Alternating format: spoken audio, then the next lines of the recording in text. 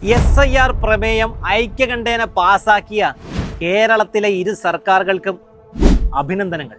നമുക്കറിയാലോ, NRCയും CAA വന്നപ്പോൾ ഇവിടുത്തെ ജനങ്ങളെ നെഞ്ചോട് ചേർത്ത് പിടിച്ചവരാണ് നമ്മുടെ കോൺഗ്രസും കമ്മ്യൂണിസ്റ്റും എല്ലാം തന്നെ. ഇനി നമുക്ക് ബീഹാറിലേക്ക് വരാം. കഴിഞ്ഞ ദിവസം അന്തിമ വോട്ടർ പട്ടിക പ്രസിദ്ധീകരിച്ചപ്പോൾ 48 ലക്ഷം ജനങ്ങളാണ് വോട്ടർ പട്ടികയിൽ നിന്ന് പുറത്തുപോയത്. ഒന്ന് ചിന്തിച്ചു നോക്കിയേ, ഈ രാജ്യത്തിലെ സാധാരണക്കാരായ ജനങ്ങൾക്ക് ഏറ്റവും വലിയൊരു അവകാശമാണ് വോട്ട് രേഖപ്പെടുത്തുക എന്നുള്ളത്.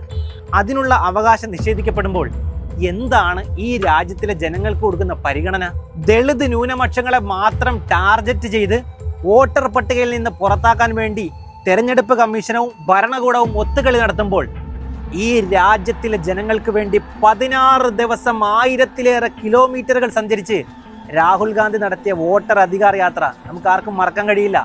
മഴയും വെയിലും വകവയ്ക്കാതെ വോട്ടർ പട്ടികയിൽ നിന്ന് പുറത്താക്കപ്പെട്ട 10,000-കണക്കിന് ആളുകളാണ് രാഹുൽ ഗാന്ധിയുടെ അടുത്ത് വന്ന് പൊട്ടിക്കരഞ്ഞത്. നമ്മളൊക്കെ കണ്ട കാഴ്ചയാണത്. വോട്ട് ചോർ ഗഡ്ഡി ചോർ. ഈ രാജ്യത്തിലെ പാവപ്പെട്ടവന്റെ വോട്ടുകൾ മുക്കി മരിച്ചവരെ ജീവിപ്പിച്ചും ജീവിച്ചവരെ മരിപ്പിച്ചും വോട്ടുകൾ രേഖപ്പെടുത്തി. ഒരാൾക്ക് 2 വോട്ട്, കാർട്ടൂൺ ചിത്രങ്ങൾ വരെ വോട്ടർ കാർഡിൽ വന്നപ്പോൾ ഈ രാജ്യത്തിലെ ഭരണകൂടത്തെയും തെരഞ്ഞെടുപ്പ് കമ്മീഷനെയും രാജ്യത്തിലെ ജനങ്ങളുടെ മുന്നിൽ വലിച്ചെറിഞ്ഞു രാഹുൽ ഗാന്ധി. കോടതി വിധികൾക്കും ഭരണഘടനയ്ക്കും അപ്പുറം ഒരു വിഭാഗം ദളിതരോടും ന്യൂനപക്ഷങ്ങളോടും ചെയ്യുന്ന ഏറ്റവും വലിയ കൊടും ചതിയുടെ ഭാഗമാണ് കഴിഞ്ഞ ദിവസം ബീഹാറിൽ പുറത്താക്കപ്പെട്ട 48 ലക്ഷം ജനങ്ങൾ.